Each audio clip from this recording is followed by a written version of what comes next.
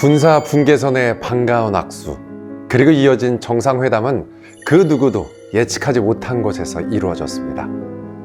전 세계의 시선이 머무르던 장소, 2018년 4월 27일 분단 사상 최초로 남북 양국 정상이 배석자 없이 단둘이 앉아 오랜 담소를 나눈 사실상 단독회담의 장소가 된 도보다리.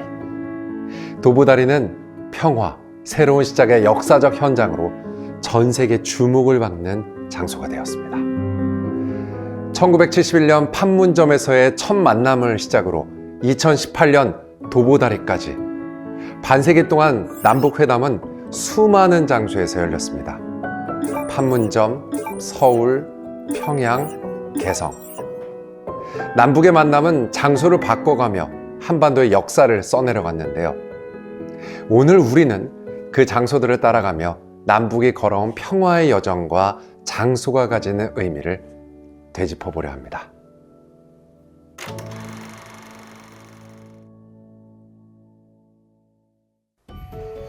(1970년 8월 15일) 중앙청 광장에서 거행된 광복절 경축사를 통해 박정희 대통령은 남북 대화와 협상, 교류를 통해 평화 통일 여건을 조성해 나가자는 평화 통일 구상을 발표합니다.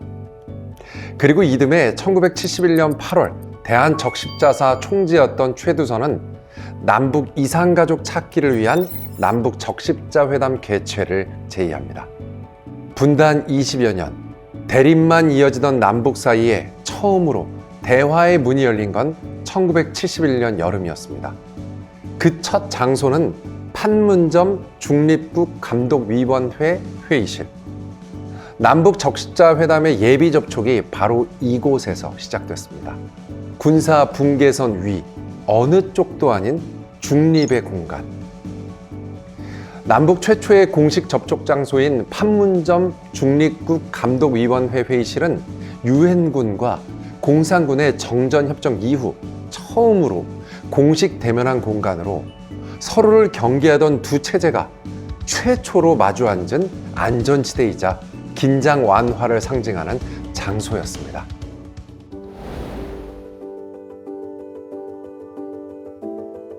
중립국감독위원회에서 남북회담을 많이 했죠. 그 남과 북 사이 저쪽에 판문각, 남쪽에 자유의 집, 그 중간에 이제 군사분계선이 지나가는데 군사분계선을 그 정중앙으로 놓고 건물들이 5개가 남북으로 이렇게 뻗어 있어요.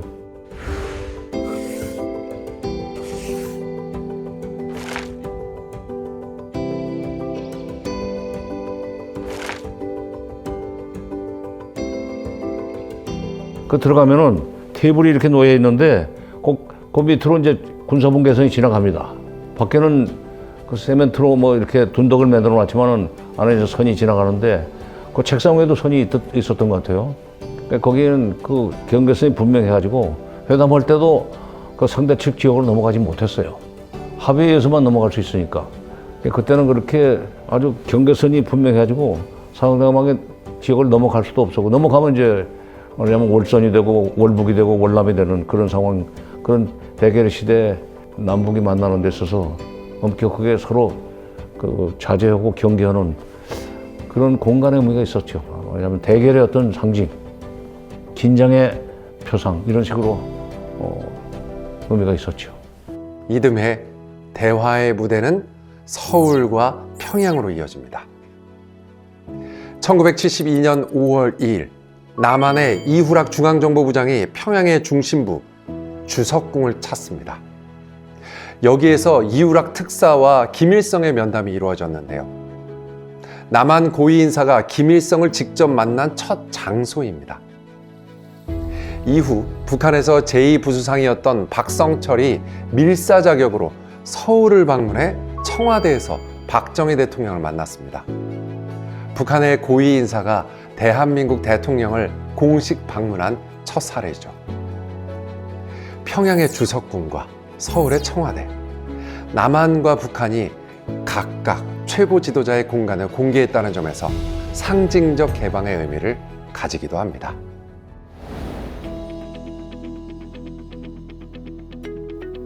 적대에서 공존으로 넘어가자는 약속을 하기 위해서는 서로 방문을 해야 될 거 아니에요. 적대에서 공존으로 넘어가는 그런 현장이 바로 그런 행위가 상대 소위 최고 권력자의 처소를 예방해가지고 그냥 단순 방문을 예방해서 서로 상호 안부 전하고 그러고 거기서 덕담하고 거기서 그냥 인사교환하는 거지만 바로 그 박 대통령의 인사를 전하고 김일성 당시의 수상의 인사를 전하는 그 자체가 당분간 우리가 공존하자. 서로 건드리지 말자. 공존이라기보다는 더 정확하게 표현하면 우리 건드리지 말자 당분간. 그런 의미가 있었죠.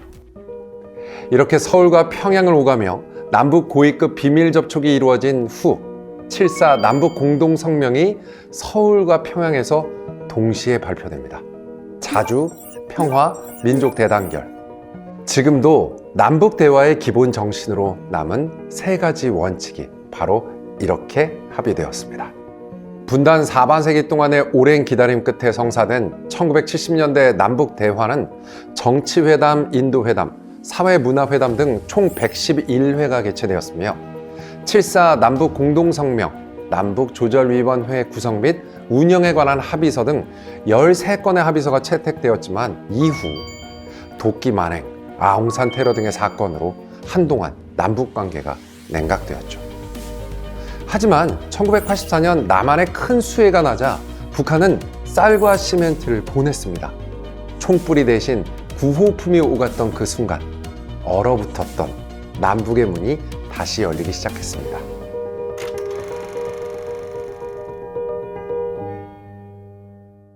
(1970년) 초 이후 끊겼던 남북 간 공식 접촉은 1984년 수해물자 인도 인수 업무를 위해 판문점에서 남북 적십자 실무 접촉이 개최되면서 재개되었습니다. 그 결과 9월 29일 아침 북한 측 인원이 수해물자 인도를 위해 휴전선을 넘어왔습니다. 판문점은 1970년대 이후 끊겼던 대화의 숨결을 되살린 공간이었으며 다시 한번 대화의 문을 여는 상징이 되었습니다. 남과 북은 당국 차원에서 더욱 확대된 교류, 협력 증대 방안을 논의하기 시작합니다. 사회 분야에서는 체육회담과 적십자회담 등이 있었고 남북 경제회담이나 국회회담을 위한 예비 접촉 등 남북 대화의 창구가 더욱 다양화되기 시작했습니다. 1985년 5월 제8차 남북 적십자 본회담이 서울 워커힐 쉐라톤 호텔에서 열렸는데요. 남북은 이 자리에서 이산가족 고향 방문과 예술공연단 교환에 합의했습니다. 화해의 첫걸음으로 역사적인 민간 교류를 이끌어낸 순간이었습니다.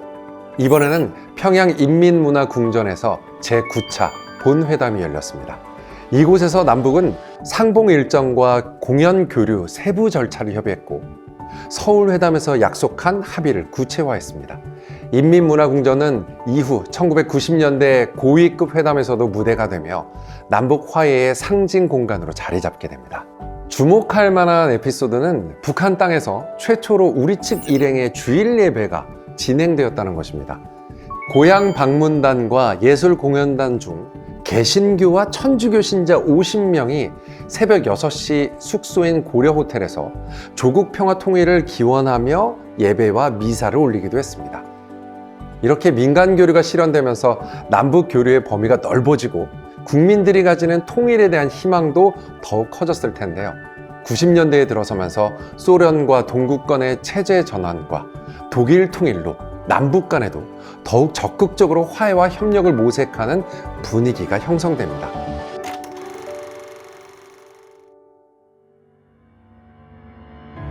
(1990년 9월) 서울 인터컨티넨탈 호텔에서 제1차 남북 고위급 회담이 열렸고 같은 해 10월에는 평양 인민문화궁전에서 제2차 회담이 이어졌습니다. 이 회담은 분단 이후 남북의 수상이 공식적으로 상대 지역을 방문한 첫 사례로 냉전이 해체된 국제 정세 속에서 상호 인정과 공존을 향한 큰 발걸음이었습니다. 서울과 평양을 번갈아가며 개최한 것은 남과 북이 대등한 위치에서 마주한다는 상징적인 의미를 담고 있기도 하죠. 1991년과 1992년에는 판문점 남측 평화의 집과 북측 통일각에서 연이어 실무급 접촉이 이루어졌습니다. 그리고 1991년 12월 서울에서 남북은 역사적인 남북 기본 합의서를 채택합니다. 판문점은 분단의 상징이자 대화의 상징인 장소입니다. 군사분계선 바로 위에 자리한 이곳은 남북이 서로의 체제 안으로 들어가지 않고도 마주할 수 있는 중립의 공간으로 기능했습니다. 1990년대의 남북회담은 이념의 대립을 넘어 상호 인정과 공존이라는 새로운 흐름을 만들어냈습니다. 서울과 평양을 오가며 신뢰의 토대를 쌓았고 판문점에서는 상시 대화 체계가 구축되었으며 남북 기본 합의서와 비핵화 공동선언으로 한반도 평화의 제도적 틀이 마련되었습니다. 서울, 평양, 판문점. 1990년대 남북회담의 장소 하나하나는 그 자체로 남북관계의 온도를 보여주는 상징이었습니다. 이렇게 남북회담을 통해 뜨거워진 남북의 관계는 국제경기 단일팀 구성, 금강산 관광사업의 본격적인 시작이라는 주목할 만한 성과를 낳게 됩니다. 특히 금강산 관광은 분단 이후 최초의 상시적 민간 남북 교류 사업으로 정치회담 중심이었던 남북관계를 경제문화 교류의 단계로 확장시킨 역사적 사건이었습니다.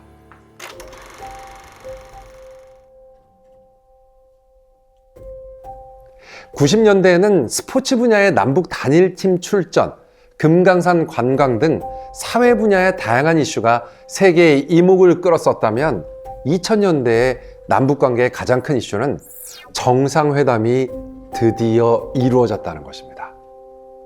1990년대 통신 실무자와 경호실 실무자까지 접촉하며 남북한 모두 의지를 갖고 추진하였으나 급작스러운 북한 김일성 주석의 사망으로 안타깝게도 예정된 정상회담이 무산됐었죠.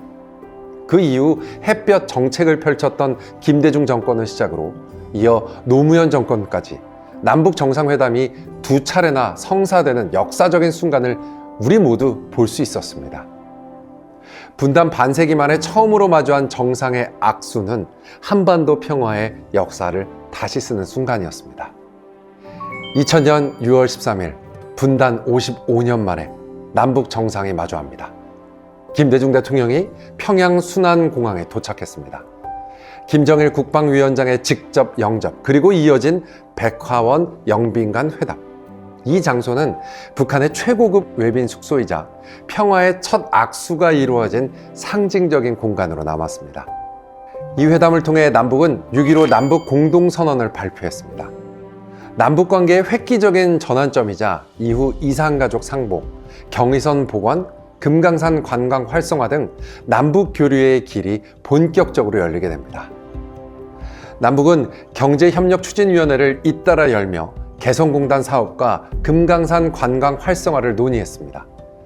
특히 개성공단 착공식은 남북 경제협력의 실질적 결실로 평가됩니다.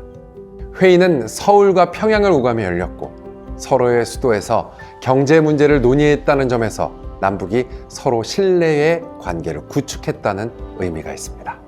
2007년 10월 2일 노무현 대통령이 역사상 처음으로 군사 분계선을 도보로 넘어 평양에 들어섰습니다. 백화원 영빈관에서 열린 김정일 위원장과의 회담은 경제협력과 평화체제 구축의 내용을 담은 14 공동선언으로 이어졌습니다. 이 회담의 장소, 백화원은 2000년에 이어 또다시 정상 간 만남의 공간이 되며 남북 화해의 상징적 무대가 되었습니다. 특히 대동강이 내려다 보이는 회담장은 한반도의 흐름이 바뀌고 있다는 메시지를 시각적으로 보여줬습니다. 이 시기 남북 실무진은 개성공단 회담장에서 경제협력, 출입통행, 군통신 문제들을 논의했습니다. 개성은 정치가 아닌 경제협력의 중심지, 실질적인 통합의 첫 현장이었습니다.